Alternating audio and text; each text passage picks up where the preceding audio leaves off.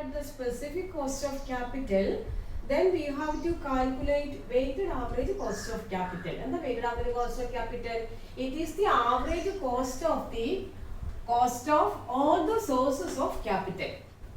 It is the combined cost of all the sources of capital. So weighted average cost of capital is the average cost of all the cost of all the sources of capital. It is also called the combined cost of all the sources of capital. It is known as overall cost of capital or a composite cost of capital or weighted average cost of capital. Why this overall cost of capital is called weighted average cost of capital? Because the weight or the proportion or weight of each sources of capital is being considered.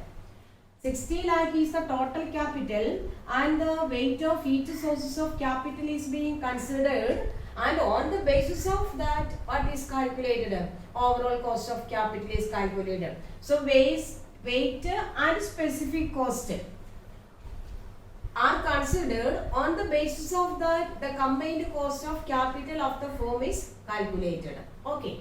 How to calculate combined cost of capital? You will be given problem like this. You will be given the sources of capital or the capital structure, pattern of capital structure. Then specific cost will be given, then amount will be given. Here you are given debt 5% is the specific cost. Then amount 15 lakh.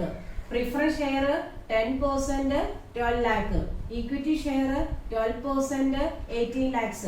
Retained earnings 11%, 15 lakhs. So total 60 lakh is the sources of total capital. Okay. Then how to calculate weighted average cost of capital? First you will write statement showing weighted average cost of capital. Then you will provide 5 columns. One particular column, then amount column, specific cost, then weighted cost. Once again, particular column, amount column, specific cost column, then weighted cost. You can calculate weighted average cost of capital under 2 methods. ഞാൻ ഈ ആദ്യത്തെ മെത്തേഡാണ് കാണിക്കുന്നത്. First നമ്മൾ വീണ്ടും question repeat ചെയ്തു. ആ question തന്നെ ഇവിടെ എഴുതി debt, preference share, equity share, retain earnings, amount എഴുതി, സ്പെസിഫിക് കോസ്റ്റ് എഴുതി. ദെൻ നമ്മൾ വെയ്റ്റഡ് കോസ്റ്റ് കണ്ടുപിടിക്കും. അതായത് amount into specific cost. So 15 lakh into 5%. അപ്പോൾ നമുക്ക് കിട്ടും 75,000. Then 12 lakh into 10%, then we will get 1,20,000. 18 lakh into 12%, അപ്പോൾ നമുക്ക് കിട്ടും 2,16,000. Then 1,50,000 into 11%, then we will get 1,65,000. Okay. Multiply the amount with the specific cost. Then you will get weighted cost. Then നമ്മളത് add ചെയ്യുന്നു. Add ചെയ്യുമ്പോൾ കിട്ടും 5,76,000. Okay. ഇനി നമ്മൾ weighted average cost of capital കണ്ടുപിടിക്കുന്നു. weighted average cost of capital is equal to weighted cost divided by total cost. So 5,76,000 divided by 60 lakh into 100. അപ്പോൾ നമുക്ക് കിട്ടും 9.6% is the specific cost of capital. weighted average cost of capital. Sorry, 9.6% is the weighted average cost of capital. ഈ രണ്ടാമത്തെ method ഞാനൊന്ന് കാണിക്കട്ടെ. രണ്ടാമത്തെ മെത്തേഡിൽ നമ്മൾ ഇവിടെ കാണിക്കുന്നത് ഇതേപോലെ തന്നെ കോസ്റ്റ് കാണിച്ചു. കോസ്റ്റ് 5%, 10%, 12%, 11%. ഇതേപോലെ തന്നെ നിങ്ങൾ ക്വസ്റ്റ്യൻ റിപ്പീറ്റ് ചെയ്യും. രണ്ടാമത് നമുക്ക് കണ്ടുപിടിക്കാം പ്രൊപ്പോർഷൻ കണ്ടുപിടിക്കും.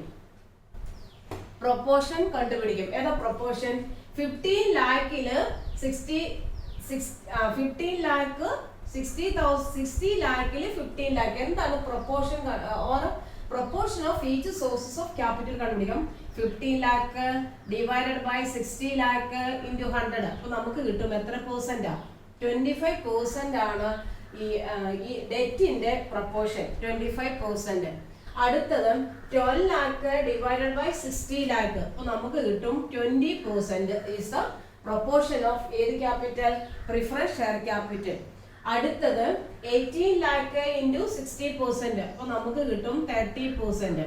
Then വീണ്ടും 15 lakh into 25%. ഉണ്ടോ? അപ്പോൾ 100% കിട്ടി നിങ്ങൾക്ക്. ഒന്നുകൂടെ പറയട്ടെ, രണ്ടാമത്തെ മെത്തേഡിൽ നമ്മൾ പ്രൊപ്പോർഷൻ കണ്ടുപിടിക്കും. പ്രൊപ്പോർഷൻ എനിക്ക് രണ്ട് മെത്തേഡ് പ്രോബ്ലം ചെയ്യാം, ഏതാണ് എളുപ്പമുള്ളത്. പ്രൊപ്പോർഷൻ കണ്ടുപിടിക്കും. Each source of capital divided by total capital. അപ്പോൾ 15 lakh divided by 60 lakh 25%. Then 12 lakh divided by 60 lakh 20%. Clear അല്ലേ? ഇത് കിട്ടി. ഇനി നമ്മൾ ഈ ഞാനിതൊന്ന് വായിക്കട്ടെ. ഇനി നമ്മൾ എന്ത് ചെയ്യാൻ ചോദിച്ചാൽ ഈ കോസ്റ്റും പ്രൊപ്പോർഷനും തമ്മിൽ മൾട്ടിപ്ലൈ ചെയ്യും. അപ്പൊ നമുക്ക് കിട്ടും വെയിറ്റഡ് കോസ്റ്റ് കിട്ടും. ഏത് തമ്മില്? കോസ്റ്റും പ്രൊപ്പോർഷനും തമ്മിൽ മൾട്ടിപ്ലൈ ചെയ്യും. എന്നിട്ട് നമ്മൾ അത് പെർസെന്റേജിലാക്കും. അപ്പൊ 25% into 5% into 100 ആകുമ്പോൾ 1.25 കിട്ടും. Then 20 into 10% അപ്പൊ നമുക്ക് കിട്ടും 2%. Then 12% into 30%, 12% into 30% അപ്പൊ നമുക്ക് കിട്ടും 3.6%. 3.6%. Then 11% into 25% അപ്പൊ നമുക്ക് കിട്ടും 2.75%. ക്ലിയർ ആണെന്ന് വിചാരിക്കുന്നു. പ്രൊപ്പോർഷൻ കണ്ടുപിടിച്ചു, then അത് തമ്മിൽ മൾട്ടിപ്ലൈ ചെയ്യും. So 5 into 25% 1.25. 10 into 20 എന്ന് പറയുമ്പോൾ 2%. 12 into 30 എന്ന് പറയുമ്പോൾ 3.6.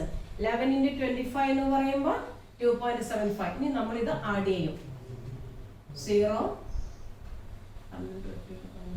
16 സിസ്റ്റം 1 1 2 2 4 4 7 7 2 9 ഉണ്ടാവും. ഇങ്ങനെ ആഡ് ചെയ്താൽ നമുക്ക് കിട്ടും 9.6%. ക്ലിയർ ആണെന്ന് വിചാരിക്കുന്നു. അപ്പൊ ആദ്യത്തേൽ ഒന്നുകിൽ ഈ മെത്തേഡ് ചെയ്യും, രണ്ടാമത്തേൽ ഇതേപോലെ ക്വസ്റ്റ്യൻ റിപ്പീറ്റ് ചെയ്യും. എന്നിട്ട് നമ്മൾ പ്രൊപ്പോർഷൻ കണ്ടുപിടിക്കും. Each source divide by total. എന്നിട്ട് നമ്മൾ പ്രൊപ്പോർഷനും കോസ്റ്റൂടെ മൾട്ടിപ്ലൈ ചെയ്യും.